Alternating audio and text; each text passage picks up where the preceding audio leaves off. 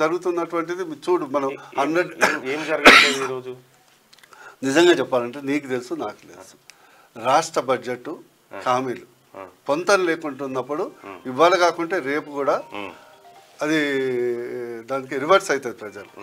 ఈరోజు మీరు చూడండి మాకు 6 గ్యారంటీలు చేయరు. 6 గ్యారంటీలు దేవుడు ఎరుకు ఉన్న గ్యారంటీని అమలు కాలే కదా. ఎందుకు ఇప్పుడు ఉచిత రవాణా అమలు అవుతలేదా? సబ్సిడీ గ్యాస్ అమలు అవుతలేదా? నేను చెప్తా ఎగ్జాంపుల్ ఉన్నది ఎందుకంటున్నా రైతు ఫండ్ ఫర్ ఎగ్జాంపుల్ తీసుకున్నాను. ఇప్పటి వరకు ప్రతి ఊర్లో 2-2.5 ఎకరాలకు 50 to 100 మెంబర్స్ వేశారు. That's a failure. వాళ్ళు కావాలని చేయలే, అక్కడ దొడ్లు లేవు. ఏ పథకమైనా కూడా బూర్నర్సయ్య గారు చెప్పినా, మోడీ గారు చెప్పినా, కేసీఆర్ చెప్పినా, మల్లన్న చెప్పినా అక్కడ దొడ్లు కావాలి. అక్కడ కూడా దాన్ని పాత విధానాన్ని ఇప్పుడు చెట్లకు గుట్టలకు పెట్రోల్ బంకులకు కూడా రైతు బంధు ఇవ్వడానికి మీరు సమర్థిస్తారా? అది సమర్థించి మనం అందరం వ్యతిరేకించినాం కదా, వన్ ఆఫ్ ద రీజన్. కానీ ఇక్కడ జరిగింది అది వ్యవస్థపరంగా నిర్ణయం తీసుకొని చేసి ఉంటే అది డిఫరెంట్. ఇక్కడ జరిగింది ఏంటి, నువ్వు ఆ స్టేట్మెంట్ ఇవ్వలేదు, రివ్యూ చేయలేదు. ఎందుకు ఆల్రెడీ మన బట్టి విక్రమార్క ఎవరిని మళ్ళా అక్కడ పైసలు లేక ఏదో కవర్లు చెప్తున్నారు. కానీ బట్టి చెప్పినా ఎవటి చెప్పినా ఎవరు చెప్పినా కూడా ఓకే రైట్.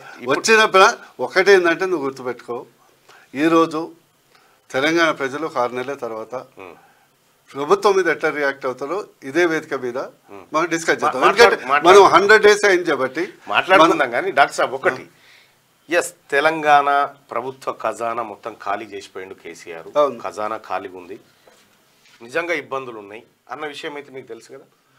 అది హామీ ఇచ్చేటప్పుడు కాంగ్రెస్ మీకు తెలుసు, నేనేమంటారు ఈ విషయం మీకు తెలుసు కదా. కేంద్ర ప్రభుత్వం ఆదుకోవచ్చు కదా. మళ్ళా అదే కదా నేను చెప్పేది. మేమేమంటున్నాం, ఈ యొక్క పార్లమెంట్ ఎన్నికల్లో 17 రాష్ట్ర ప్రభుత్వం కాంగ్రెస్కి వచ్చింది. ఓకే, వాళ్ళ దగ్గర మోరి కట్టడానికి కూడా పైసలు లేవు, దట్స్ వాస్తవం. శిలాఫలకం వేసుకోవటానికి కూడా అప్పు తీసుకోవాలి, ప్రాజెక్ట్ దేవుడు ఎరుగు. నేను ఈ సందర్భంగా తెలంగాణ ప్రజలు విజ్ఞప్తి చేస్తున్నా, ఎన్నికల తర్వాత మనకు 5 ఏళ్ళు తెలంగాణ రాష్ట్రం ఇంపార్టెంట్, అంతే కదా. రాష్ట్ర ప్రభుత్వం కాంగ్రెస్కి వచ్చేసింది. రేపు 17కు 17 అత్యధికంగా మీరు బీజేపీ వేస్తే బూర్నర్సయ్య గౌడ్ లాంటాడు. ఫర్ ఎగ్జాంపుల్ నేను చెప్తా, టీఆర్ఎస్ ఎంపీగా ఉన్నా కదా 2014 to 19 9,000 కోట్ల నిధులు మన పౌరగిరి పార్లమెంట్ తీసుకురావటం జరిగింది.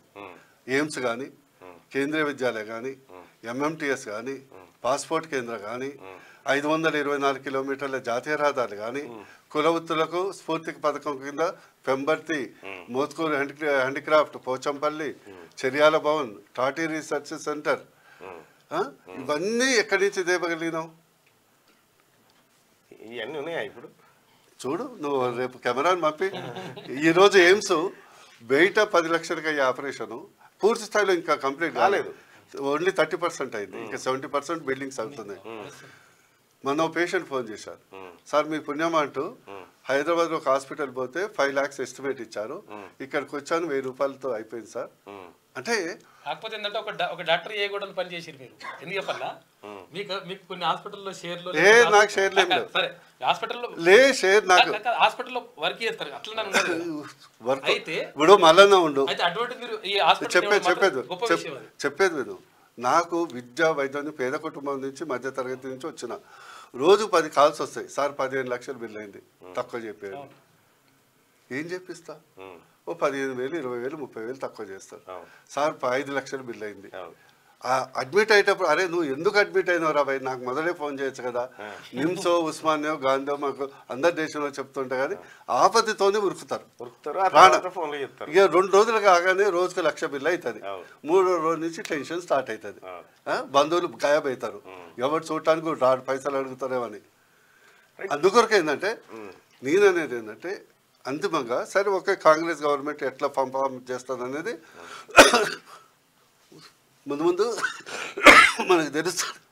కానీ రాష్ట్రం బాగుండాలంటే, కేంద్రం సహకరించాలంటే రాజ్యాంగబద్ధంగా వచ్చేది వేరు, అది ఎవరు ఆపలేరు. అదనంగా రావాలంటే ఖచ్చితంగా కేంద్రం ఏ రాజకీయ పార్టీ అయినా కూడా తమకు కొన్ని సీట్లు వచ్చినా లేవని చూస్తుంది. ఈరోజు కొడంగల్లో మన రేవంత్ రెడ్డి గారిపై 5,000 కోట్ల 10,000 కోట్ల 2,000 కోట్లు చేసిండు. ఎందుకు చేసిండు? వేరే నియోజకవర్గం చేయలే, సొంత నియోజకవర్గం చెప్పి. అట్లనే అంతో ఇంతో పొలిటికల్ ఇంట్రెస్ట్ ఉంటుంది కాబట్టి in the interest of Telangana మీరు చేయండి. బూర్నర్సాయి గౌడ్ లాంటోడు ఖచ్చితంగా మోడీ గారితో, అమిత్ షా గారితో, నడ్డా గారితో, మంత్రులతో వాళ్ళని బతిమలాడతామా, ఏం చేస్తామా, RRR కావాలి. ఈరోజు రియల్ ఎస్టేట్ పడిపోయిందా? నువ్వు ఒక్కటి చెప్పు. ప్రతి ఊర్లో 100-150 మంది రియల్ ఎస్టేట్ మీద బతుకుతున్నారా లేదా? ఈరోజు పడకపోవడంతో పేద మధ్యతరగతి వర్గాలు ఎవరైతే ప్రత్యేకించి వివిధ రాజకీయ పార్టీల నాయకులు లబ్డబ్ అని ఉన్నారా లేదా? ఈరోజు డెవలప్మెంట్ అయితే కదా పెరిగేది. నాదంతా డెవలప్మెంట్ మోడ్. 25,000 కోర్స్ కావాలి RRRకు. మన రేవంత్ రెడ్డి గారు పెద్ద లిస్ట్ ఇచ్చిండు, తీసుకుపోయి నేను క్యాల్కులేట్ చేసిన 1,356 కిలోమీటర్ల జాతీయ రహదారి కావాలని. 1 కిలోమీటర్కు నీకు 20 నుంచి 30 కోట్లు అవుతుంది. ఆ లెక్కను చూస్తే 32,000 కోట్లు దానికి అవుతుంది. అంతో ఇంతో ఎంపీలు అయితే మాకు రాష్ట్రం ఇంపార్టెంట్ కదా. మళ్ళీ నెక్స్ట్ అసెంబ్లీ వరకు చూద్దాం. రాష్ట్రం ఇంపార్టెంట్ అయినప్పుడు రాష్ట్ర అసెంబ్లీకే కదా మీరు పోటీ చేయాల్సిందే. ఏది మనం ఎంపీగా ఉన్నాం కదా. మనం ఏంటంటే నాకు ఒక ఐడియా ఉంది, నేను అంటే చెప్తున్నా. వెంకయ్య నాయుడు గారిని చూశాను as MP, as a minister చూశాను. ఇది ఆంధ్రప్రదేశ్కు ఎంత చేశాడంటే ప్రతి పథకం అంటే కేంద్రంలో ఎంత తోకుంటే అంత ఉంటుంది. మేనేజ్ చేయాలి, దాన్ని లాబింగ్ చేయాలి, తెచ్చుకోవాలి. నేను బూర్నర్సాయి గౌడ్ TRS ఎంపీ ఉన్నా కూడా లాబింగ్ చేసి తెచ్చుకున్నా కదా.